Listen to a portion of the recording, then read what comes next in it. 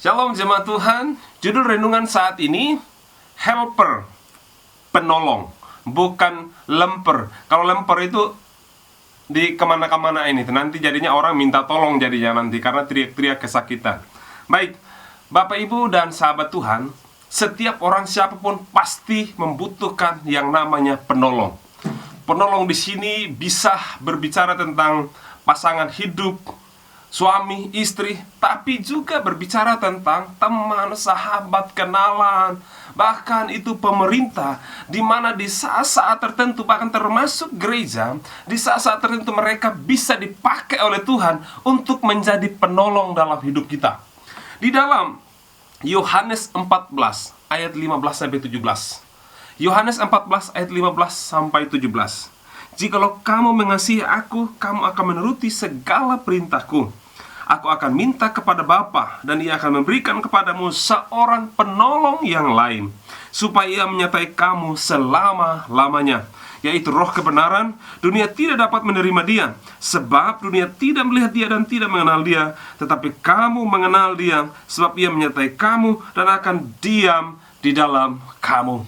Bapak Ibu jemaat Tuhan, penolong yang saya maksudkan dalam konteks renungan saat ini adalah Roh Kudus. Helper yang saya maksudkan adalah Roh Kudus.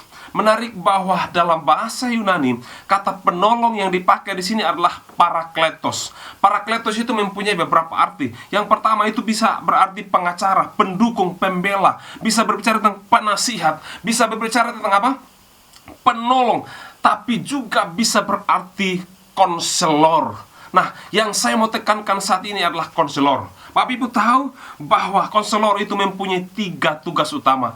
Yang pertama, tugas seorang konselor adalah accept, menerima apa adanya, bahkan bagaimanapun latar belakang klien yang dilayaninya. Tugas seorang konselor yang kedua adalah empati. Berempati artinya turut merasakan apa yang dialami oleh kliennya. Tugas seorang konselor yang ketiga adalah listening atau mendengarkan. Artinya mendengarkan persoalan, pergumulan, apa yang dialami oleh kliennya. Tetapi maksud listening di sini adalah tidak hanya mendengarkan apa yang klien ngomong, kata-katanya, apa yang diucapkan, apa yang dia bicarakan, tetapi makna di balik kata-kata yang disampaikan, pesan-pesan yang dia sampaikan di balik kata-kata yang diucapkan itu. Dan menarik Bapak Ibu, bahwa salah satu arti parakletos, helper, yaitu Roh Kudus, adalah dia disebut sebagai konselor. Artinya apa? Roh Kudus itu tidak hanya menerima kita apa adanya, bahkan latar belakang kehidupan kita. Roh Kudus tidak hanya turut merasakan, berempati apa yang kita alami, tapi dengar baik-baik bahwa Roh Kudus itu juga mendengarkan lebih daripada apa yang kita ucapkan, lebih dari apa yang kita doakan. Roh Kudus itu mendengar, mengerti makna pesan di balik kata-kata yang kita ucapkan kepada Tuhan. Dengan kata lain, Roh Kudus itu sangat mengerti bahasa manusia kita.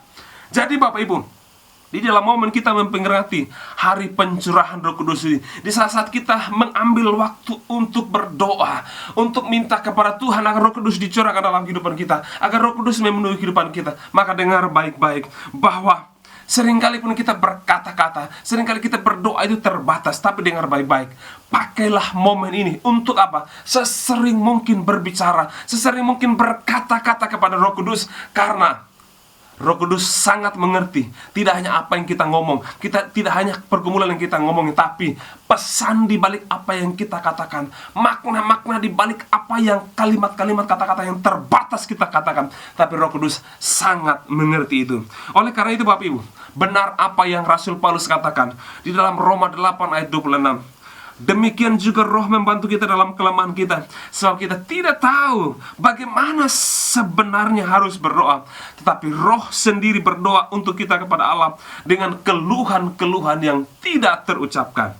Jadi Roh Kudus sebagai konselor mengerti lebih dari apa yang kita ucapkan. Roh Kudus menjadi helper, penolong dalam kehidupan kita. Oleh karena itu, bicara saja apa adanya kepada Tuhan, karena Roh Kudus menolong kita, membantu kita apa yang kita menaikkan kepada Tuhan. Tuhan Yesus memberkati. Roh Kudus akan menolong kita. Amin.